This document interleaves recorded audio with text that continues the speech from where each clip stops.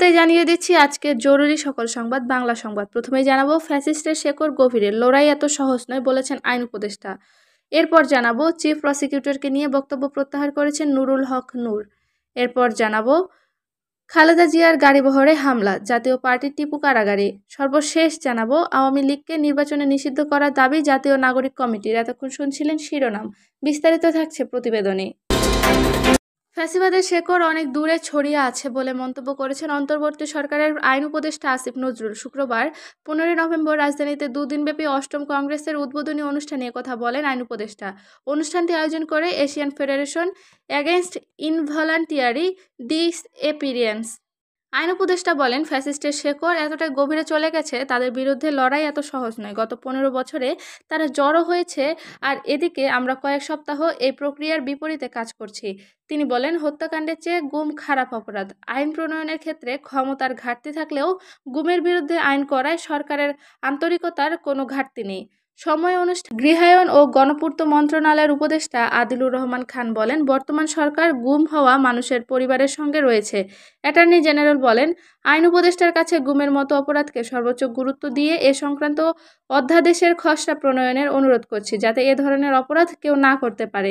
10 বছর ধরে সন্তানকে খোঁজার বর্ণনা দিয়ে রওশন আরা বলেন, আমার ছেলেকে রাতের অন্ধকারে গুম করা হয়েছে। কত জায়গায় খুঁজেছি, কোথাও পাইনি। ফিরে পাওয়ার আশায় দাঁড়ে দাঁড়ে এখনো খুঁজছি। 5 বছর আগে স্বামীকে হারিয়ে ফেলা নাসরিন জাহান জানান, অন্ততপক্ষে আমাদের একটা সন্তান দিন, যে আছে বা নাই। নামাজের বিছানায় বসে যাতে অন্তত কিছু বলতে পারি। আমরা নানাভাবে নির্যাতনের শিকার হয়েছি। আন্তর্জাতিক অপরাধ ট্রাইব্যুনালের চিফ প্রসিকিউটর অ্যাডভোকেট তাজুল ইসলামকে নিয়ে দেওয়া বক্তব্য প্রত্যাহার করেছেন গণ অধিকার পরিষদের একাংশের সভাপতি নুরুল হক নূর। শুক্রবার 15 নভেম্বর নিজের ফেসবুক প্রোফাইলে এক পোস্টে এ তথ্য জানান তিনি। পোস্টে নুরুল হক নূর লিখেন, গত 14 নভেম্বর 2024 তারিখে আন্তর্জাতিক অপরাধ ট্রাইব্যুনালের চিফ প্রসিকিউটর অ্যাডভোকেট তাজুল ইসলামকে উদ্দেশ্য করে আমার বক্তব্যের তথ্য বিভ্রাটে অনাকাঙ্ক্ষিত পরিস্থিতির সৃষ্টি হওয়ায় আমার বক্তব্য প্রত্যাহার করছি। চিফ প্রসিকিউটরের সঙ্গে আলোচনায় বিষয়টি পরিষ্কার হওয়ায় গণহত্যার ন্যায় বিচার নিশ্চিতে আন্তর্জাতিক ট্রাইব্যুনালের কার্যক্রম আমাদের সমর্থন অব্যাহত থাকবে।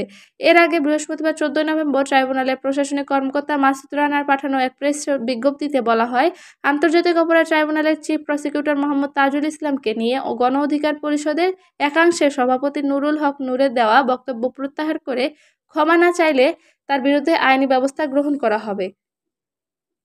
বিজ্ঞপ্তিতে বলা হয়, বৃহস্পতিবার বিকেল 5টার সময় ও গণ অধিকার পরিষদ একাংশে সভাপতি নুরুল হক নূর এবং তার একদল সহযোগী ও বহিরাগত ব্যক্তিদের নিয়ে সুপ্রিম কোর্ট প্রাঙ্গণ থেকে উস্কানিমূলক ও মানহানিকর স্লোগান দিতে দিতে একটি মিছিল নিয়ে আন্তর্জাতিক অপরাধ ট্রাইব্যুনালের মূল প্রবেশ গেট দিয়ে জোরপূর্বক প্রবেশের চেষ্টা করেন। পরে ট্রাইব্যুনালের নিরাপত্তায় নিয়োজিত শৃঙ্খলা বাহিনীর সদস্যদের বাধার মুখে ট্রাইব্যুনালে ঢুকতে না পেরে নুরুল হক নূর তার দলীয় কর্মকর্তাদের নিয়ে ট্রাইব্যুনালের গেটে একটা সাংবাদিক সম্মেলন করেন। সেখানে তিনি আন্তর্জাতিক অপরাধ ট্রাইব্যুনালের চিফ প্রসিকিউটর মোহাম্মদ তাজুল ইসলামের বিরুদ্ধে আওয়ামী লীগ ও জাতীয় পার্টির সঙ্গে বৈঠকের ভিত্তিহীন, বানোয়াট, অসত্য এবং উস্কানিমূলক কিছু অভিযোগ গণমাধ্যমে প্রকাশ করেন।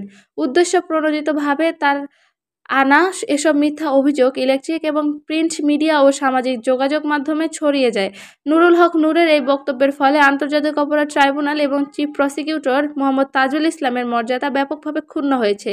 বিজ্ঞপ্তিতে আরও উল্লেখ করা হয়, নুরুল হক নূর ও তার দলীয় কর্মীদের এমন বেআইনি কার্যকলাপ সম্পূর্ণ অনাকাঙ্ক্ষিত ও ষড়যন্ত্রমূলক বলে প্রতীয়মান হচ্ছে।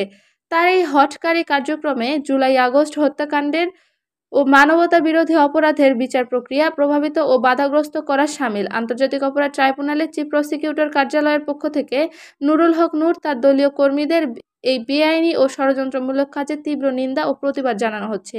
এতে আরও বলা হয়, জুলাই বিপ্লবের মধ্য দিয়ে অর্জিত নতুন এই বাংলাদেশে 2 সহস্রাধিক হত্যা ও অর্ধলক্ষ ভাইবোনের নির্যাতনের বিচার প্রক্রিয়ার জন্য পুনর্গঠিত আন্তর্জাতিক অপরাধ ট্রাইব্যুনাল ও চিফ প্রসিকিউটর সম্পর্কে ব্যক্তি স্বার্থে এমন কার্যক্রম অনভিপ্রেত ও অগ্রহণযোগ্য। নুরুল হক নূর তার এই ভিত্তিবিহীন, অসত্য ও দুভিসন্ধিমূলক বক্তব্য প্রত্যাহার করে ক্ষমা না চাইলে তার বিরুদ্ধে যথাযথ আইনি ব্যবস্থা গ্রহণ করা হবে।